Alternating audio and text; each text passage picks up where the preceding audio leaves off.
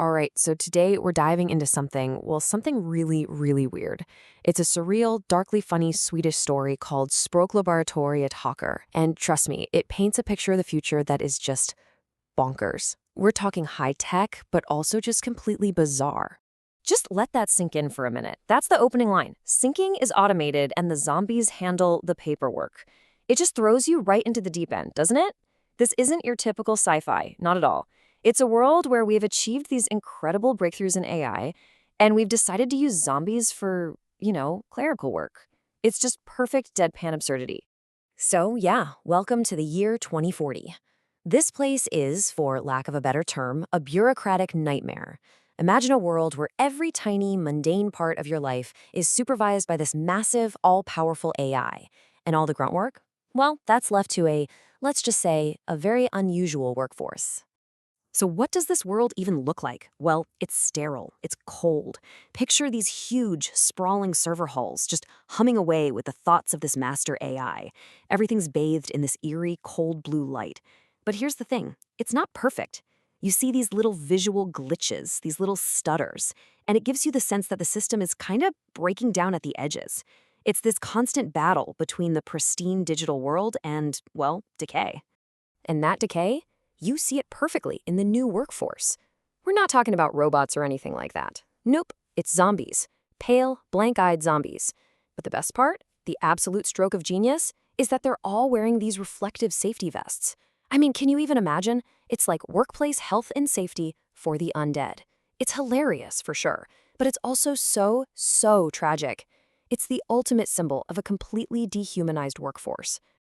Okay, so this world isn't just about AI and zombies, as cool as that is.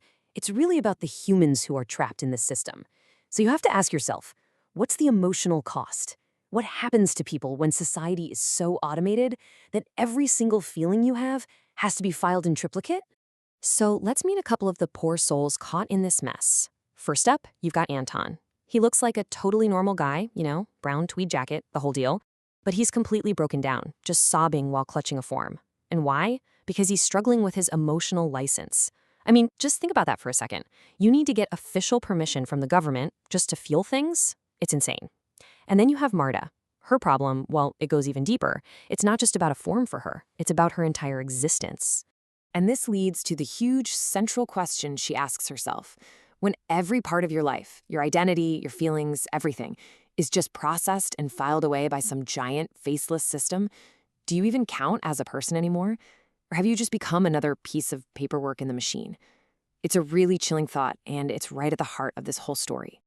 Okay, so who's running this whole show? Who's responsible for this bizarre world of emotional licenses and zombie paper pushers? Well, every good dystopia needs a ruling power, right? And the one in this story is a force that is obsessed with one thing above all else: control. So let's introduce them. The Swedish Party of Linguistic Order, or the SOP for short, and their motto is, for a more controlled language. Now that sounds almost harmless, doesn't it? Kind of boring even. But really stop and think about what that means. If you control language, you control thought. If you can decide which words people are allowed to use, you can literally control the ideas they're able to form and the emotions they're allowed to feel. It's incredibly sinister. And they're simple, it's just perfect. It's not some big, scary skull or a clenched fist. Nope. It's a simple red shield, but it has this subtle, bureaucratic glow. You know exactly what that means, right? It's that quiet, sterile, menacing logo you'd see at some government agency that has the power to just completely ruin your day or your life with one little rubber stamp. All right, so let's take a step back. We've got super advanced AI. We've got zombies. We've got people crying over paperwork. And we've got this quietly terrifying political party. It's a really strange mix. So the question is, why does it work so well? Let's try and break down the formula here, because there's definitely a method to this madness.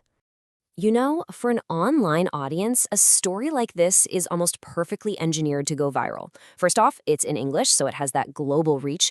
It's also short, it's surreal, it's funny. That's exactly the kind of stuff the algorithm loves.